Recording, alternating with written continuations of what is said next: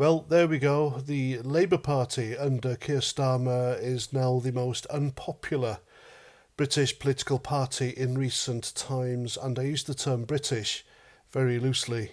The more I read into Keir Starmer, the more I learn about him, the more I really dislike him. And back in 2010, I didn't think I could possibly dislike any politician more than I disliked Gordon Brown. The guy was useless and an all-round bullying arsepipe who simply couldn't do the job of Prime Minister.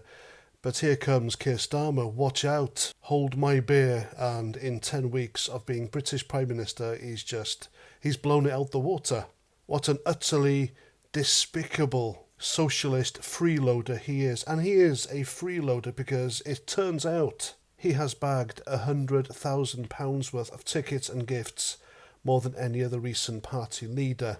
Keir Starmer accepted almost 40 sets of free tickets, and this was during his time as Labour leader, never mind being Prime Minister. And these were mostly for football matches and a £4,000 hospitality package at a Taylor Swift concert. And he even went to a Coldplay concert in Manchester that cost £698.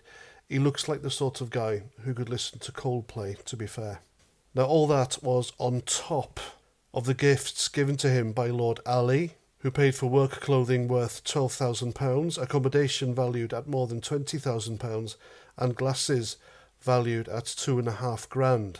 And all that for a pass into Downing Street. Now, what could possibly be in Downing Street that Lord Ali is willing to pay all that money for? You tell me. And all these Labour MPs who are coming onto television and radio stations to defend him, they can't. They look and sound uneasy. Now, Starmer reckons that he accepts gifts of hospitality and the best seats in the house when it comes to concert is because of his security requirements. Now, if he can't have that and he can't go to the concert, well, tough luck, just don't go. So what he's saying is he could never go to a football match, he could never go to a concert, he could never go to an event unless he gets hospitality. And that's really pushing it, isn't it? What an absolute arsepipe the man is.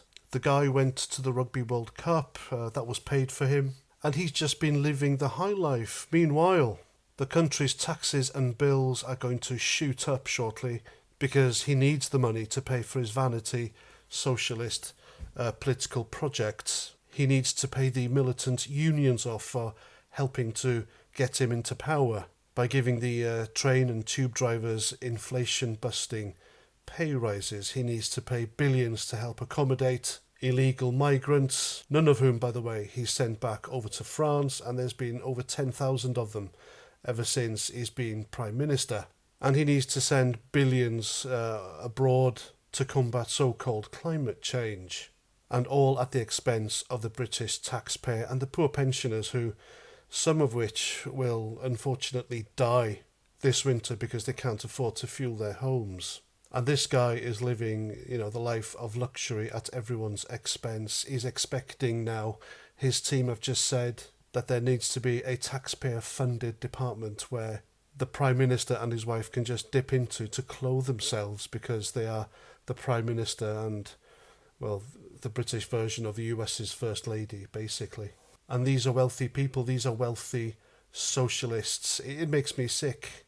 Socialists, they really do. When they reach the high end of society, they really do just gorge on the public trough, while the public have to make do with scraps or nothing. I really do not like Keir Starmer. He is completely out of his depth as Prime Minister. He can't do the job. He's screwed up in 10 weeks already. And he's in it for himself. He's in it for the fame, the money, the power.